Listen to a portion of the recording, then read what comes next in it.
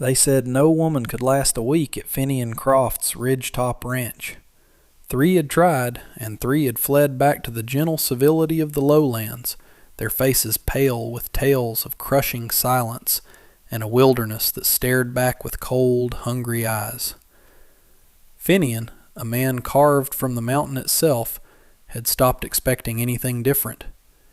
He sent his money to the agency in St. Louis not with hope, but with the grim resignation of a farmer planting seed in barren soil. He needed a wife, the arrangement demanded it, but the mountain, it seemed, would abide no rival for his attention. However, the woman who stepped down from the wagon on that blistering summer afternoon was not like the others. She was not fragile, not porcelain, not wilting like a hothouse flower in the dry, pine-scented air. Her name was Beatrice, and the first thing Finian noticed was the sheer, solid space she occupied in the world. She was a woman of generous build, her form unashamedly robust beneath a dress of deep, defiant purple. The stagecoach driver, a scrawny man named Jeb, wouldn't meet Finian's eye, a gesture of pity that grated on him more than any open scorn. He just tipped his hat and rattled away, leaving a cloud of dust and a profound quiet in his wake. Finian looked at Beatrice. Beatrice looked at the cabin, then at the jagged peaks that clawed at the vast blue sky. She was not what he had requested, not what the agency promised, but she was what the mountain had sent.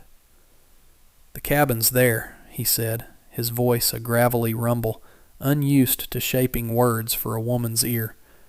He gestured with his chin, his hands occupied with the strap of his rifle. "There's a well out back. The necessary is past the wood pile. I'll take your trunk." He expected tears, or at least a tremor of dismay. The other women had wept upon seeing the stark reality of his home.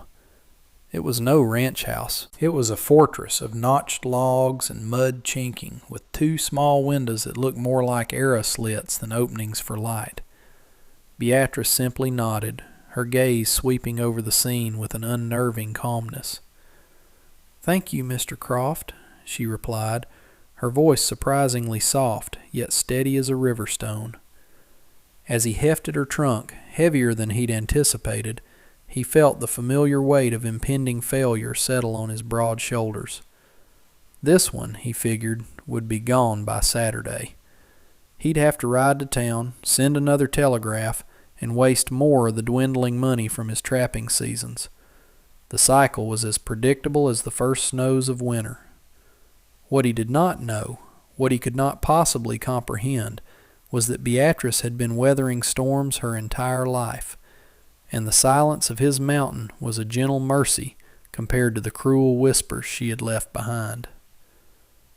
The first night, the silence in the cabin was so thick it felt like a physical presence. A single tallow candle threw flickering, monstrous shadows against the rough-hewn walls. Finian sat at one end of the small plank table, cleaning his rifle with meticulous, practiced motions. Beatrice sat at the other, her hands folded primly in her lap, her purple dress seeming to absorb what little light the candle offered. He had given her a plate of jerky and hardtack, the same meal he ate most nights. She consumed it without complaint, her chewing slow and deliberate. He watched her from under the brim of his hat, trying to decipher her. The other women had filled the silence with nervous chatter or stifled sobs. Beatrice was a pool of calm. Her presence was large, yes, but it was also quiet, contained. He found it deeply unsettling. He had prepared the small cot in the corner for her, the one he usually threw his pelts on. It was a poor offering, and he felt a dull throb of something like shame. "It ain't much," he mumbled, gesturing toward the cot with the greasy rag in his hand. "The mattress is corn husks." Beatrice's eyes met his. They were a warm, clear hazel, and for the first time he saw something beyond her size. He saw intelligence. "It will do just fine, Mr. Croft," she said. "I am not accustomed to luxury." He grunted in response, turning his full attention back to the rifle. He didn't want to know what she was or was not accustomed to. He didn't want to know anything about her. Knowing her would only make it harder when she inevitably left. He banked the fire and retreated to his own bedroll on the other side of the room, turning his back to her. He lay there for a long time, listening to the sound of her breathing, a soft, rhythmic presence in the profound dark. He expected her to be gone by morning, to have fled into the night, terrified of the coyotes whose yips and howls now echoed down from the high ridges. But when the first gray light of dawn crept through the window slits, she was still there. She was already awake, sitting on the edge of the cot, her travel dress neatly folded beside her. She wore a simple, practical work dress of gray wool now, her hair braided back from her face. She looked not like a bride, but like a woman prepared for a long day's work. The sight threw him off his rhythm. The quiet before what came next was the longest silence of their lives. The next few days fell into a strange, unspoken routine. Finian would rise before the sun, stoke the fire, and head out to check his snares or tend to his 2 milk cows and the handful of scrawny cattle that grazed in the high pasture. He expected to return to an empty cabin each time. Instead, he returned to the smell of coffee, weak but hot, and the sight of Beatrice engaged in some quiet act of domestic industry. She did not ask for permission. She simply saw what needed doing and did it. On the second day, she found his mending basket, a tangled mess of torn shirts and thread. By evening, his favorite flannel shirt, which had a gaping hole in the elbow, was patched with stitching so fine and even it looked like part of the original weave. On the third day, she took a bucket and a stiff brush to the cabin floor, scrubbing away years of accumulated grime until the wood shone with a pale, clean luster. She moved with an economy of motion that belied her size, her actions deliberate and efficient. She didn't hum or sing. She worked in the same deep silence that owned the mountain, as if she were a natural part of it. Finian found himself watching her, a foreign and uncomfortable sensation. He noticed how she never wasted a drop of water, how she carefully preserved the bacon grease in a can by the stove, how she spoke to his old mule Cinder in a low, soothing tone as she fed him an apple core. These were the habits of a person who understood hardship, who knew the thin line between having enough and having nothing. He had intended to ignore her until she left, but her quiet competence was impossible to ignore. On the fourth day, he found her in the small, overgrown vegetable patch behind the cabin, patiently pulling weeds, her brow beaded with sweat under the relentless sun. He stood there for a full minute, just watching her work. "That patch is mostly rock," he said, his voice startling her. She looked up, shielding her eyes with a hand. "There's good soil underneath," she replied, her voice even. "It just needs turning." He didn't know what to say to that. The other women had looked at the garden and seen only hopeless labor. Beatrice looked at it and saw potential. Later that afternoon, without a word, he took his shovel and drove it into the hard-packed earth beside her. They worked until dusk, turning the soil, their shoulders nearly touching. The only sounds the scrape of steel on stone and their shared, ragged breaths.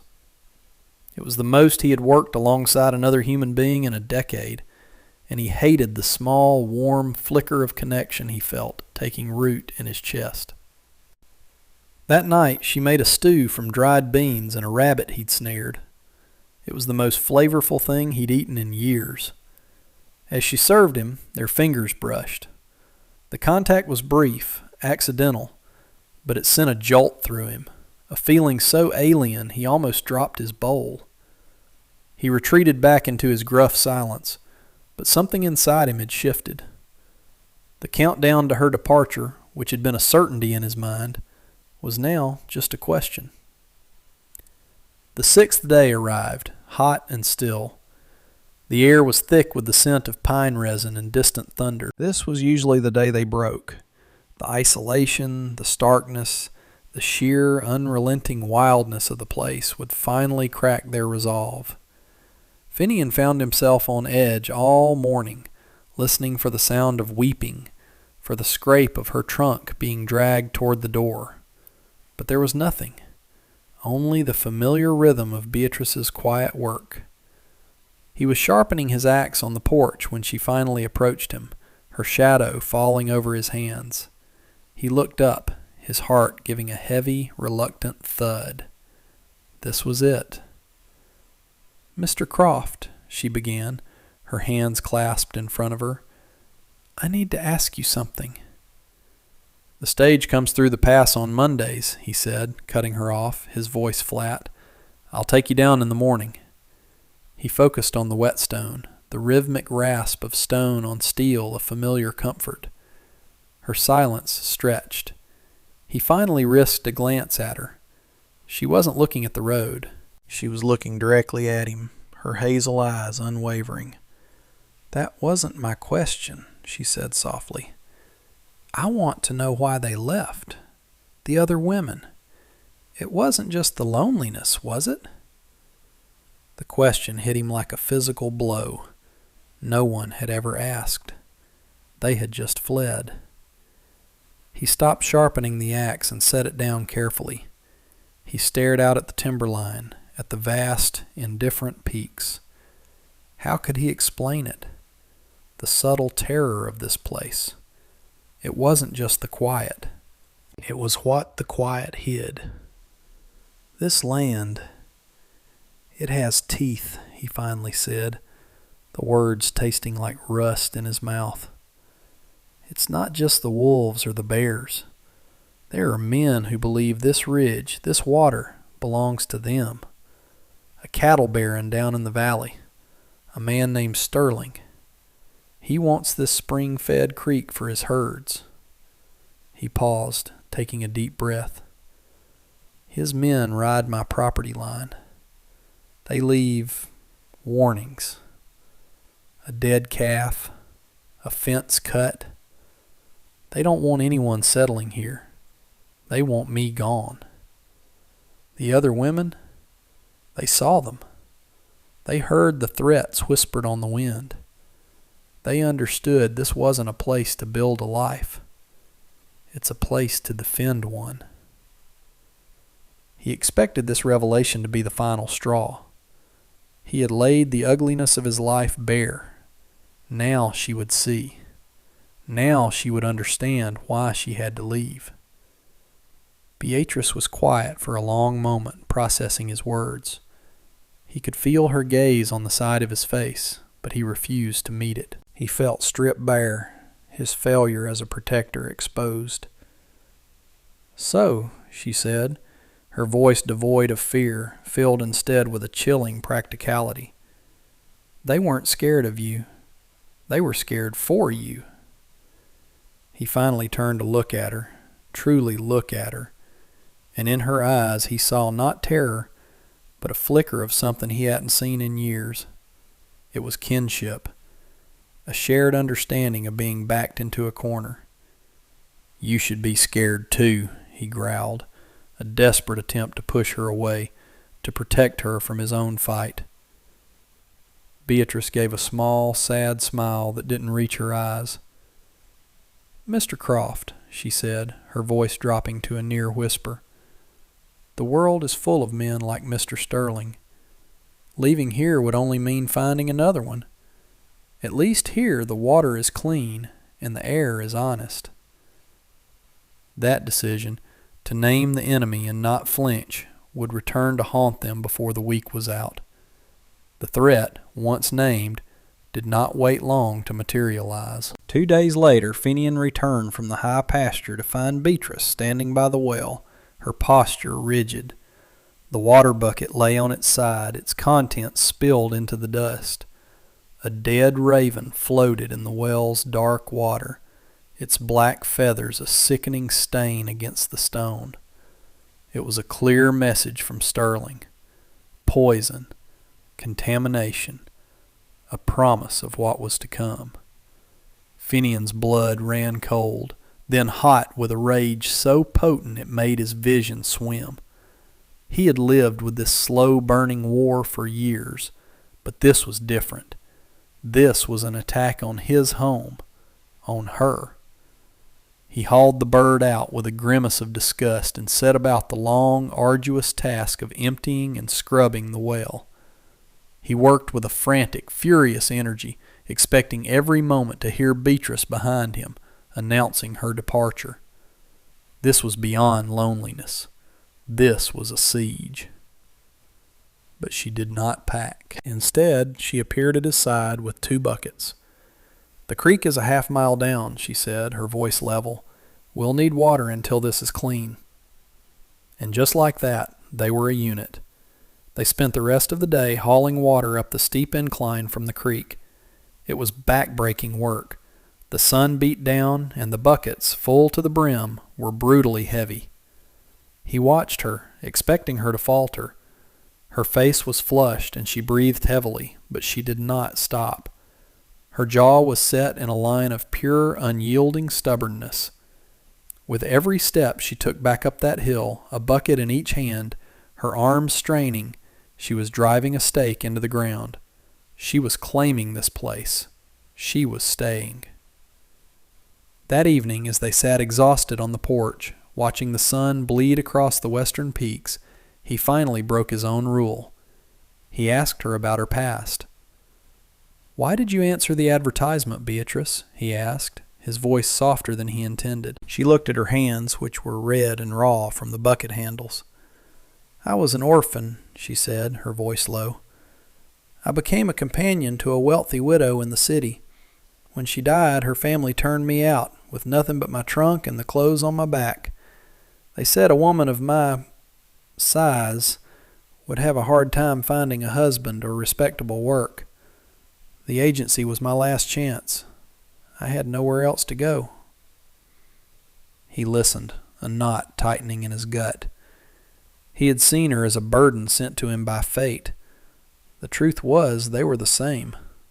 Both of them were outcasts, pushed to the very edge of the world, with nothing to hold on to but a patch of unforgiving rock.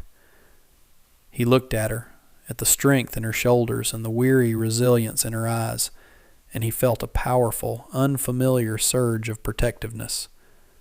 Sterling and his men thought they were fighting one isolated man. They were wrong. What they found was worse than either of them had imagined. They were fighting a family. In the days that followed, a new intimacy bloomed in the space between them, forged in shared labor and the silent acknowledgement of their common enemy. The ranch ceased to be his and became theirs. They worked to fortify it, their movements falling into an easy rhythm. He taught her how to load and fire the old shotgun he kept above the mantel, her shoulder braced against its powerful kick. She proved to be a surprisingly steady shot. In return, she brought a sense of order to his chaotic existence.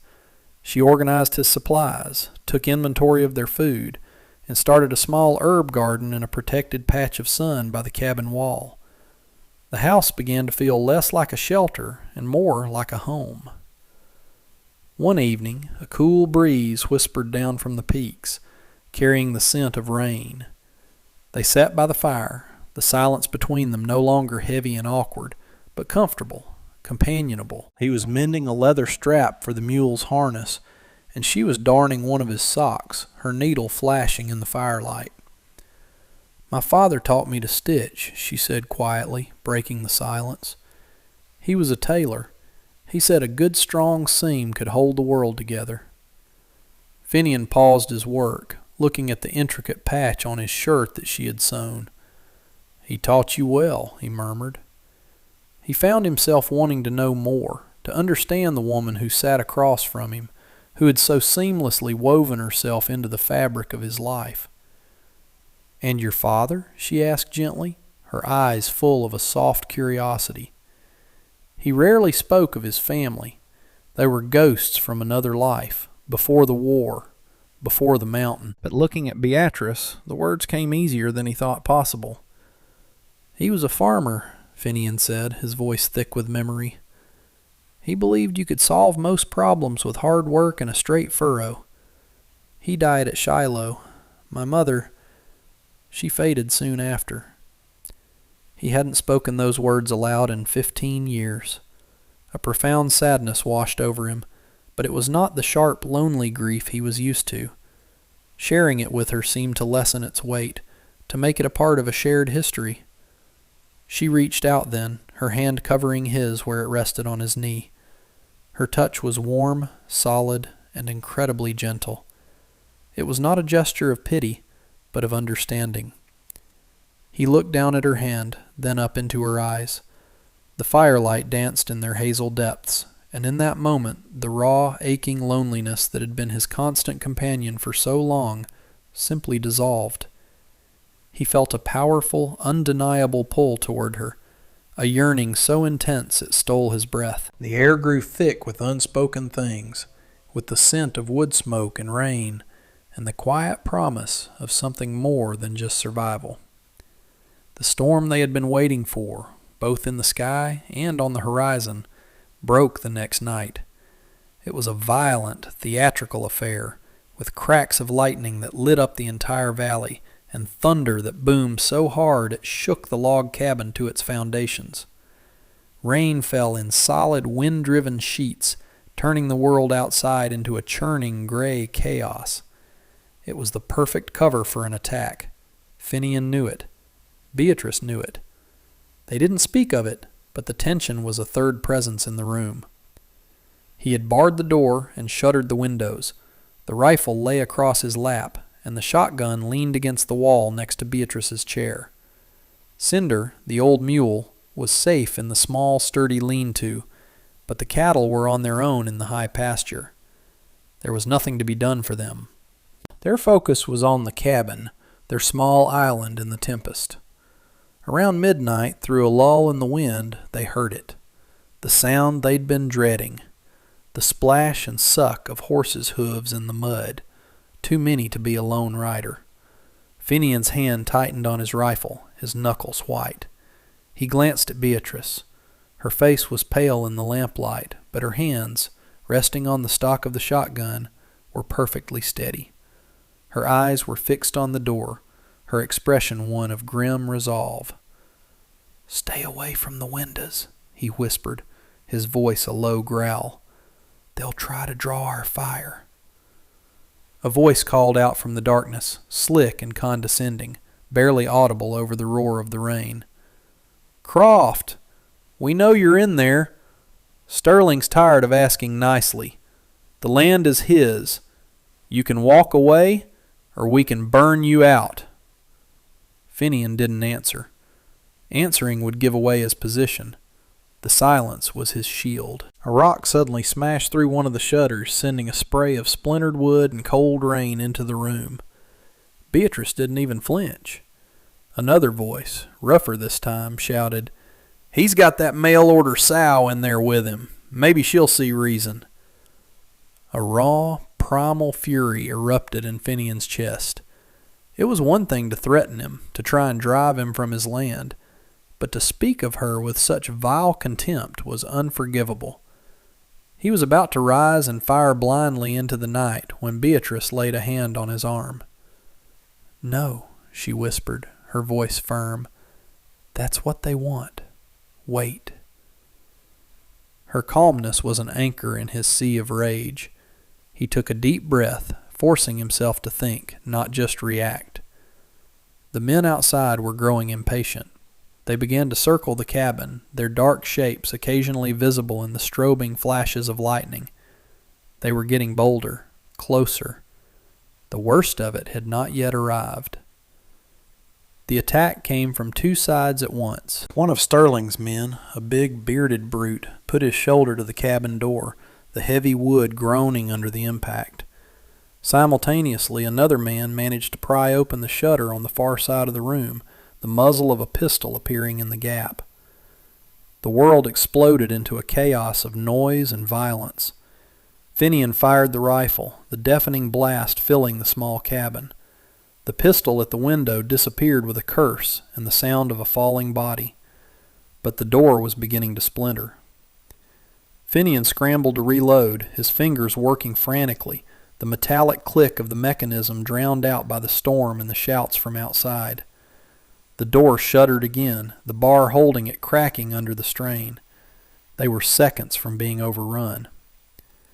In that moment of pure chaos, Beatrice moved. She didn't scream or cower. With a speed that seemed impossible, she grabbed the heavy iron kettle of boiling water from the stove. As the door finally burst inward, revealing the snarling face of the big man, she swung the kettle in a wide, powerful arc. A scalding wave of water met him full in the chest. He shrieked, a sound of pure agony, stumbling back into the man behind him, his hands clawing at his blistered skin. The doorway was clear, but only for a second.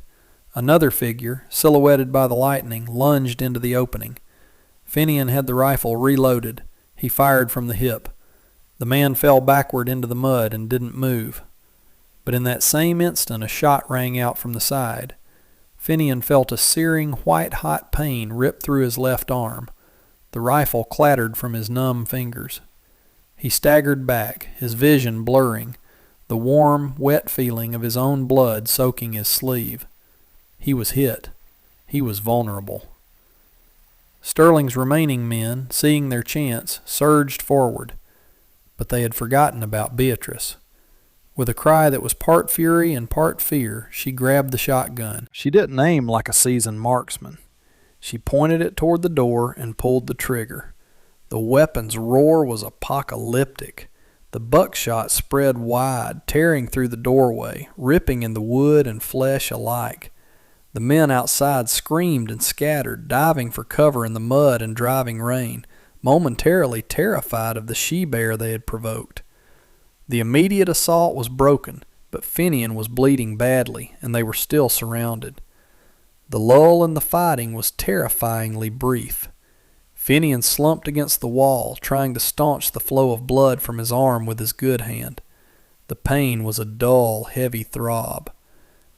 "Beatrice," he grunted, his voice strained. "The rifle. Reload it."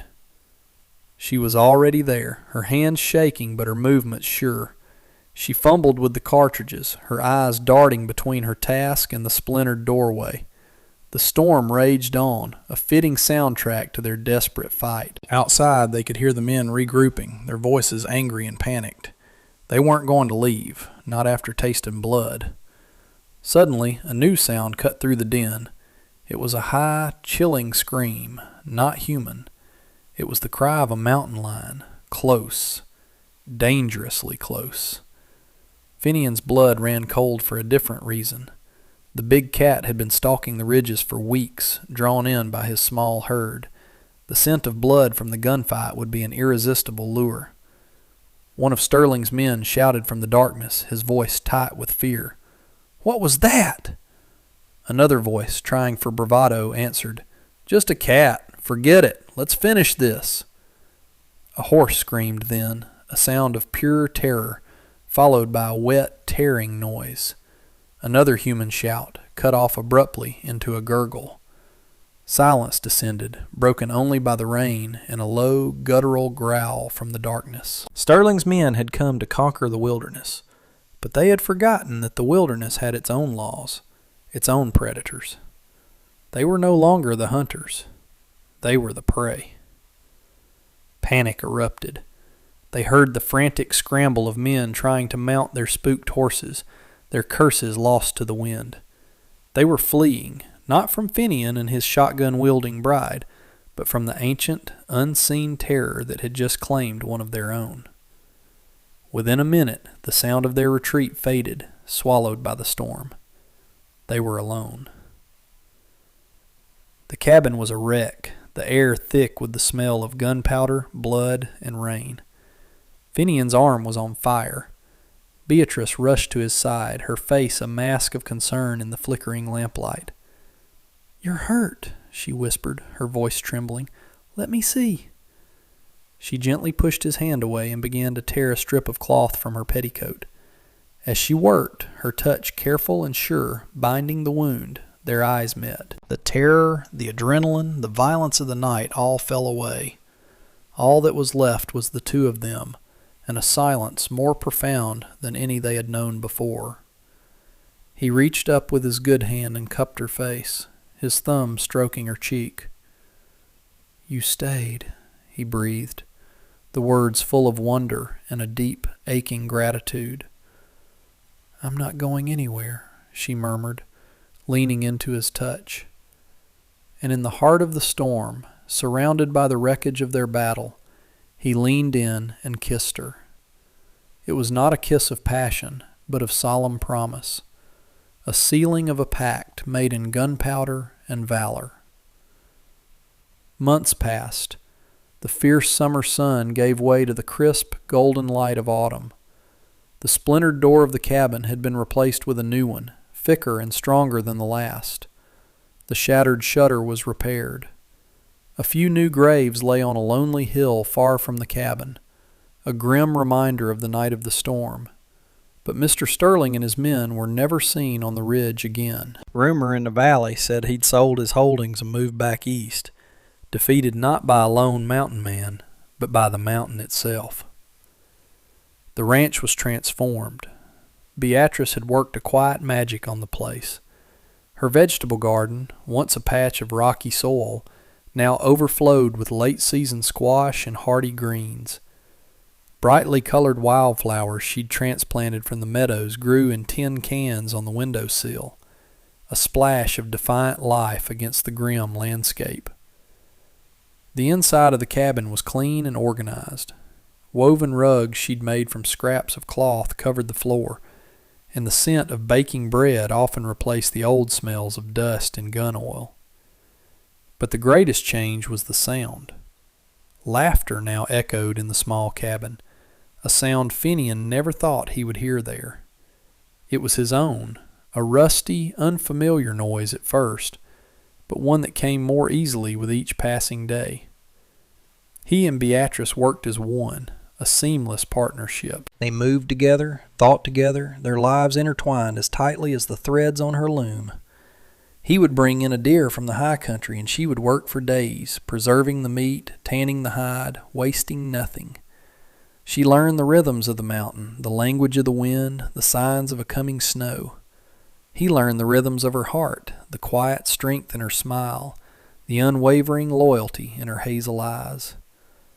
One evening, as the first snowflakes of the season began to drift down from a gray sky, they sat on the porch, wrapped in a thick wool blanket, watching the world turn white. His arm, long since healed, was wrapped around her shoulders, holding her close. A simple gold band, which he'd ridden to town and traded 3 prime beaver pelts for, gleamed on her finger. She was no longer just the bride who stayed. She was the heart of his home, the anchor of his world. "They said no woman could last a week up here," he rumbled, his voice soft against her hair. Beatrice leaned her head against his shoulder, a contented smile on her face. "They sent the wrong women," she replied. "They should have sent one who was looking for a home, not an escape." He looked out at the vast, silent wilderness that had once been his only companion. It was still wild, still unforgiving, but it was no longer empty. Together, they had faced the worst the world had to offer, and they had not just survived, they had built a life, a fortress of love and resilience on a lonely mountain ridge. The frontier tested everyone, but it broke only those who faced it alone. Finian and Beatrice discovered a strength in each other that neither knew they possessed, proving that a home is not a place you find, but a thing you build with someone you trust. If their story of courage and unlikely love resonated with you, please take a moment to hit that like button. Share this tale with someone who appreciates a story of true grit and resilience. For more stories from the untamed heart of the American West, make sure you subscribe and ring that notification bell so you never miss a new chapter. And now, I have a question for you. What do you believe is more difficult to survive?